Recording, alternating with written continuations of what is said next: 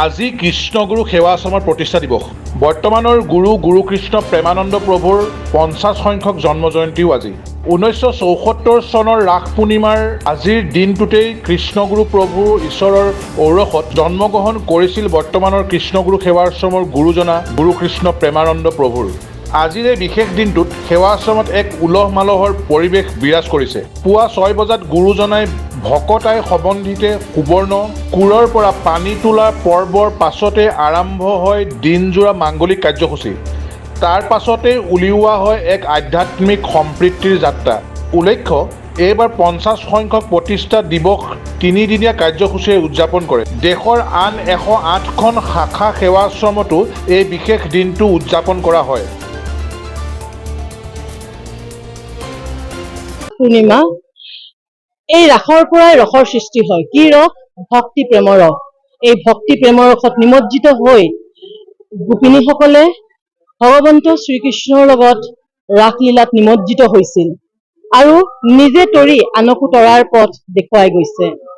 কৃষ্ণগুৰু সেৱাশ্ৰমৰ বাবে ৰাসলীলাৰ দিনটো খুব গুৰুত্বপূৰ্ণ দিন, কাৰণ 1974 চনত কৃষ্ণগুৰু প্ৰভু ঈশ্বৰে বৰপেটা জিলাৰ নসত্ৰ নামৰ এখনি অখ্যাত স্থানত ৰাস পূৰ্ণিমাৰ দিনা এক শুভ ক্ষণত কৃষ্ণগুৰু সেৱাশ্ৰম প্ৰতিষ্ঠা কৰে আৰু জগতবাসীৰ বাবে কৃষ্ণগুৰু নাম বিলি কৰে।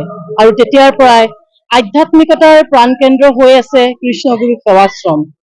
আজিৰ দিনটো কৃষ্ণগুৰু সেৱাশ্ৰমৰ বাবে খুব গুৰুত্বপূৰ্ণ আৰু এই প্ৰতিষ্ঠা দিৱসটো কৃষ্ণগুৰু সেৱাশ্ৰমৰ মূল সেৱাশ্ৰমৰ লগতে যিখিনি শাখা সেৱাশ্ৰম আছে অসম তথা অসমৰ বাহিৰতো, আৰু এই সৰ্বমুঠ 108খন শাখা সেৱাশ্ৰমতো আজি এই দিনটো খুব উলহ মালহেৰে পালন কৰা হয়।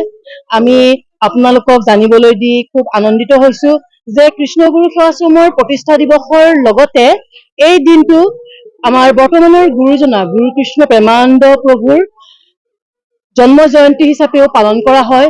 আৰু এইবাৰ বিশেষভাৱে গুৰুত্বপূৰ্ণ বুলি ক'ম, কাৰণ এইবাৰ কৃষ্ণগুৰু সেৱাশ্ৰমৰ 50তম প্ৰতিষ্ঠা দিৱস আৰু গুৰু কৃষ্ণ প্ৰেমানন্দ প্ৰভুৰো 50তম জন্ম জয়ন্তী। আৰু এই সোণালী মহোৎসৱ উপলক্ষে আপোনালোকে দেখিছেই কৃষ্ণগুৰু সেৱাশ্ৰমত আজি ভক্তাই দি বীৰ দি বাট নোপোৱা অৱস্থা হৈছে।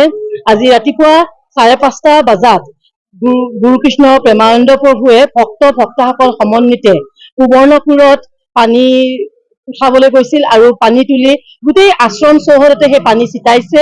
আৰু ঠিক 6 বজাৰ লগে লগেই 12 ঘণ্টা জুৰি কৃষ্ণগুৰু অখণ্ড একনাম কীৰ্তনৰ আৰম্ভ হৈছে আৰু সেই একনাম কীৰ্তন এতিয়াও চলি আছে।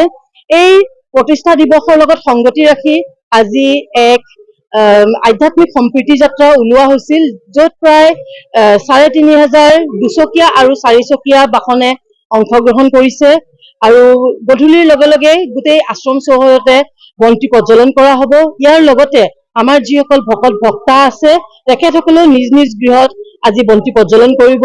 মুঠতে আজি এই দিনটো আমাৰ কৃষ্ণগুৰু ভক্তসকলৰ বাবে অতি গুৰুত্বপূৰ্ণ দিন, অতি আনন্দৰ দিন, অতি শ্ৰদ্ধাৰ দিন। জয় কৃষ্ণগুৰু। আমাৰ আজি গুৰু কৃষ্ণ প্ৰেমানন্দ প্ৰভুৰ 50 সংখ্যক জন্ম জয়ন্তী, তাৰ লগতে আমাৰ 50 সংখ্যক কৃষ্ণগুৰু সেৱাশ্ৰম প্ৰতিষ্ঠা দিৱস। এই উপলক্ষে আমাৰ ৰাতিপুৱা ঠিক 5 বজাৰ পৰা আমাৰ আশ্ৰমত বিভিন্ন অনুষ্ঠান চলি আছে। এতিয়া খন্তেক সময় আগতে আমাৰ কৃষ্ণগুৰু আধ্যাত্মিক সম্প্ৰীতি যাত্ৰা অকণমান সমাপ্ত হৈছে আৰু আমাৰ এতিয়া ৰাতিপুৱা 6 বজাৰ পৰা কৃষ্ণগুৰু একনাম অবিৰতভাৱে চলি আছে। এই একনাম আমাৰ সন্ধিয়া 6 বজালৈকে চলিব আৰু 6 বজাত আমাৰ বন্তি প্ৰজ্বলন কাৰ্যসূচী আছে। বৰপেটাৰ পৰা লাচিত বায়নৰ ৰিপৰ্ট E24 লাইভ ব্ৰেকিং।